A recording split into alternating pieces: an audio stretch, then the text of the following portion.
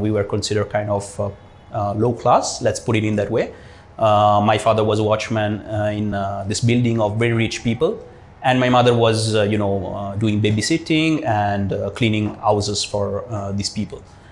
At that time, something built within me, like a spirit of not revenge, but I want to prove them that even the kid of someone that comes from this kind of scenario, he can make it. He can make it, and he can make it big.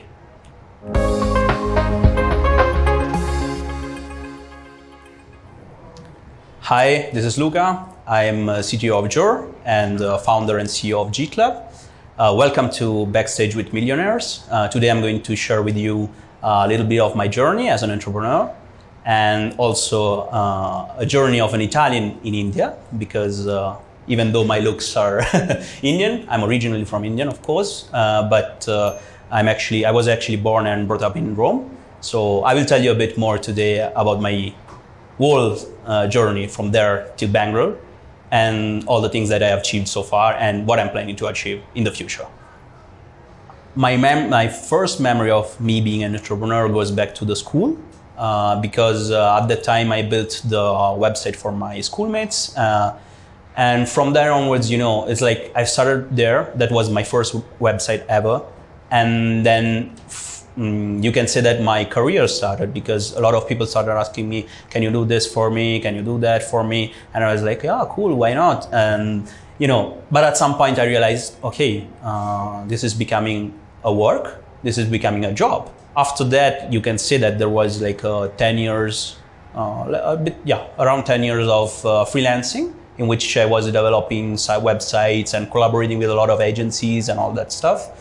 Then when I reached, the university time, the college time, the university time, basically with some friends of mine, we started a startup. It was the first startup that I did. At that time, I was, I think, 22, 23 years old. There is anyone can look it up. It's called penny auction. It's a nice way. It was a nice way at that time to make money, quick bucks. After a while, we decided to shut it down because I was overworking. Like I remember clearly that I was, just going to the university in the morning. Maybe I would finish my courses and everything at around 6 o'clock. And then, from 7 till 3 o'clock in the night, it would be, like a full immersion in managing the website, the clients, the feedback, this and that. Crazy, really crazy. It wasn't sustainable. I think I never shared publicly with anyone, but at that time, I also panic attacks grew into me, and I had a hard time. Like I was working in the business, studying, getting a degree in computer science. And, I started having also these panic attacks, and like this lasted for around 1 year. So just imagine going through this for 1 year without knowing the reason, because I didn't know, to be honest, what was about it. Like I'm perfect. In the sense I can manage any hard work. This is happening? There's something wrong with me. Instead, I realized at that point that, it's just the way it is. We are animals, social animals. We need to connect with others. We need to talk with others. This first experience taught me that. That's when I decided, okay, after this startup is done, I'll just take a break kind of thing. So I joined a startup as a CTO. This startup was called Lex&Go. It was in the legal tech area. I got fascinated by the founder, CEO at the time, because he was really, really passionate on, bringing, making justice better in this world. So trying to make justice more accessible for people, for common people. And it was very interesting for me. All the things that I chosen in my life went in that direction. Like I badly wanted to make an impact in the world. This is most probably connected with, the story of my life, because I was born in Rome, in Italy. That's what I was mentioning at the beginning.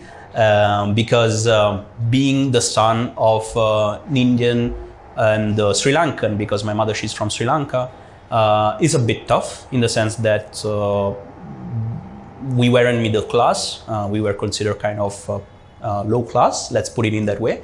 My father was a watchman in this building of very rich people. And my mother was, doing babysitting and cleaning houses for these people.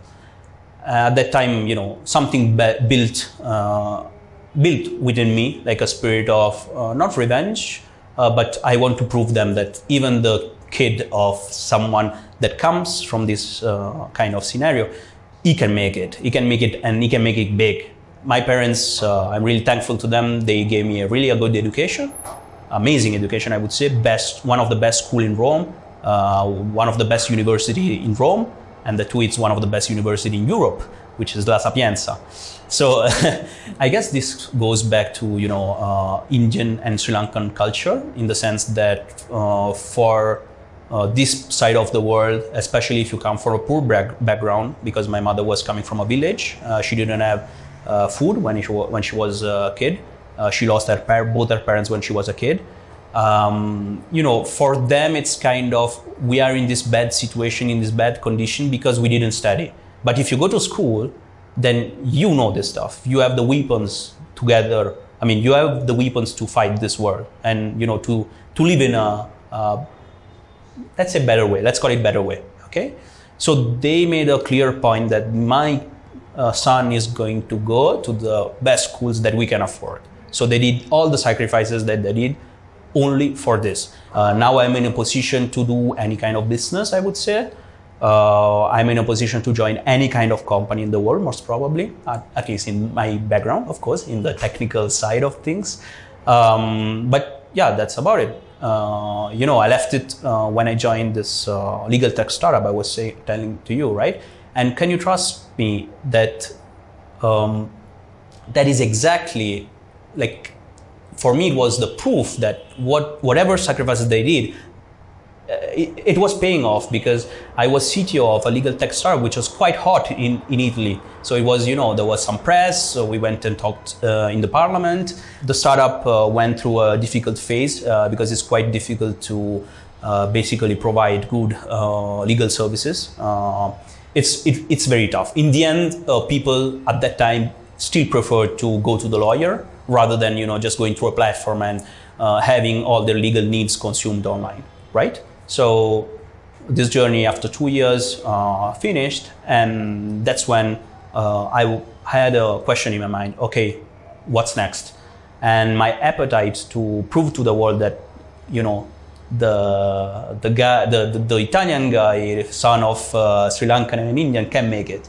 So at that point, I just did a bit of budgeting. So I realized that I didn't have a chance of opening my own reality in at least the reality that I wanted to open, like with all the working conditions that I wanted, with all the perks and the facilities that I wanted to give to my team.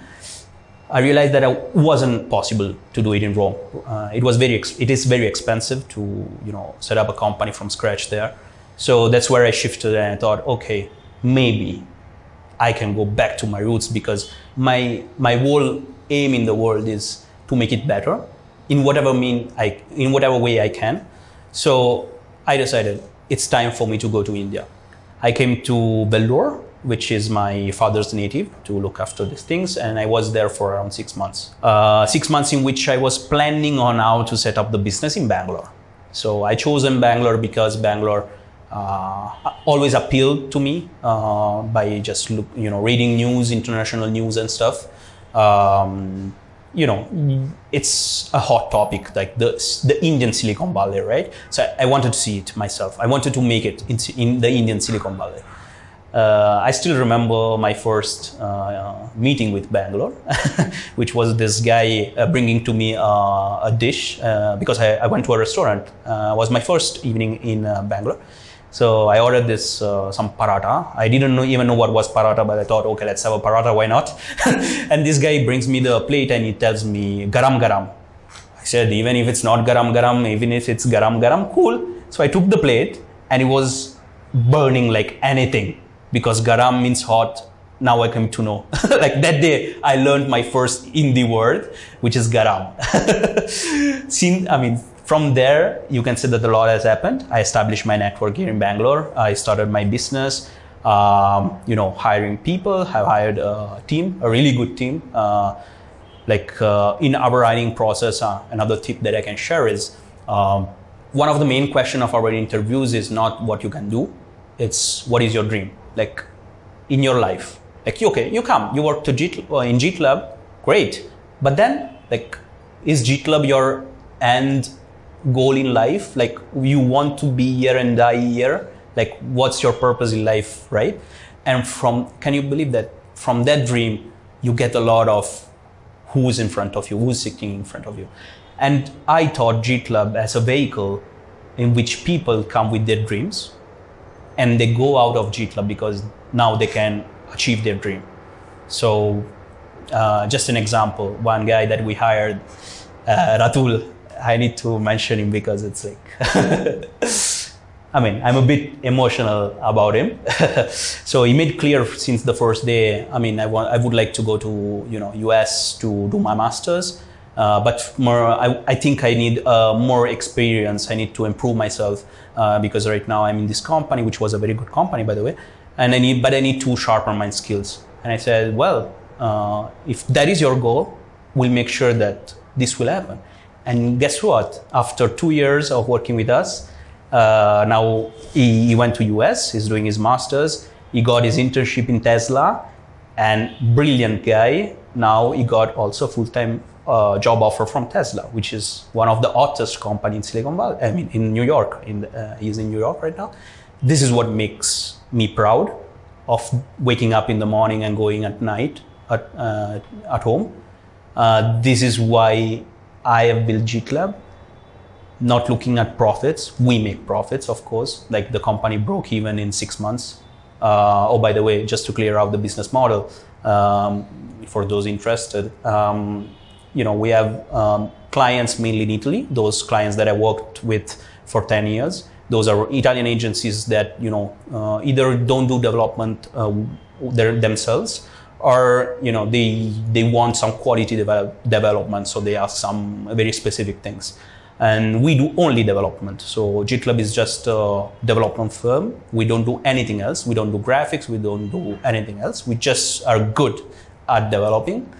And this is what we do, basically. So at that point in time, I also received basically an offer to join Jor, which is a blockchain startup, which operates in the legal tech field. This offer doesn't come from, a random guy. It comes from the founder of Lex&Go, with whom I worked in the past. So at that point, I got a bit confused because I was, concerned about my own business, my startup, my team, and things were going great. So I was like, should I accept this opportunity?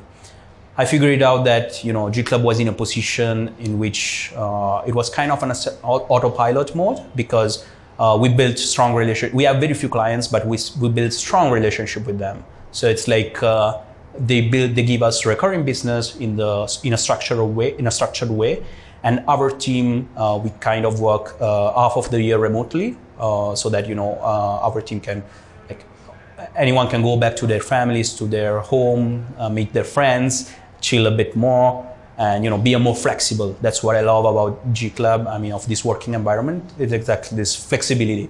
This flexibility, it's also rewarding because it means also that the business can operate almost anytime, anywhere, anyhow, and it doesn't need me always present, right? From my perspective, you should never be the boss. Actually, no one calls me boss in Jeetlab. Everyone calls me captain, which I really love, to be honest. We call Jeetlab as our mothership. So, sometimes, being a founder, solo founder, you feel like you are the master. You are the front man. You are the company. Wrong. Like, the people in the company make the company. You are just someone that ease the process, make it easier, optimize it, and make sure that there is a glue that, hold together the whole book. That's what we are, right? Again, going back to the vision that I had when I was a kid, right? Because when I was a boy, let's say it that way, I want to make an impact. And at that point in time, Jeetlab was making an impact for the people within and for our clients. But now for me, it was time to move ahead from this, and go towards the product side of things, like making the life of the everyday people better. So that's what, like, not a niche, not someone, not a group.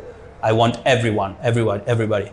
So that's where, I really decided to join Jure, because the problem that we are addressing is basically ease the process of creating a contract, a legal agreement, as in try to bring transparency and incorruptibility in the process of dispute resolution, which means when me and you disagree on a contract, how are we going to solve that problem, right? There are solutions, of course, but they are usually very slow. They're very time consuming. They're very cost ineffective, so they're very expensive. And like most of the time, you're really not sure about the processes, and you're really not sure if things are going in a transparent way. Like, you don't have a way to check that and backtrace it, verify, audit it. There is no way, basically. That's the truth. And most of the disputes, for example, for small amounts, for microtransactions or small transactions, say $50. You buy something on an e-commerce for $50 and they don't send you the good. What are you going to do about it? Right now, there is no solution for this problem. Most probably, you'll just walk away. You lost $50. And I'm like, okay, Jure allows me to maybe solve this problem, and allows me also to improve life of people, which is my real end goal, is to be able to give something to the world that, wow, we can say now the world is better. Because this is like the real leitmotiv of my entire life. Like, since day one, maybe because of the injustice that I've seen towards my parents, like when these rich people were looking at them top to bottom, So that's where I thought, okay, I want to prove that someone from down can come up and can do something meaningful for everyone. Because in my approach, and I suggest, be always inclusive, because generalizing and thinking that a category of people or someone is bad or generally doesn't do good, it's a very easy thing to do. But even the pharaohs, like the kings, when they go to the bathroom, to the toilet, they do their things exactly in the same way as you and me do. It's not that because you are poor or you're rich, when you go to the toilet, you have different experiences, right? So that's exactly what matters. Like, in the end, we do exactly the same things. So be always aware when you run a business, when you do anything business related, that it's all about, we are just on this planet Earth, live in the best way possible, not affecting anyone. Actually, if you can, and as business person, we are blessed to have the opportunity of contributing and to improve the life of others, right? So take this chance with a lot of pride and do your best. There you go, guys. So this was the journey of an Italian guy towards India and my whole business experience. If you like the video, please post a comment. I would really love if you can share it with your peers, your mates that you think can find this human experience valuable in some way. If you have any thoughts, any question about my journey, anything that you would like to share with me, just leave a comment. I'll answer as soon as I can. I'm really looking forward to see this interaction, because this is what as you've seen in the interview, this is exactly what is my motive in life. So please do share, do participate in the conversation, and really I wish you all the best for your journey. Make an impact in this world.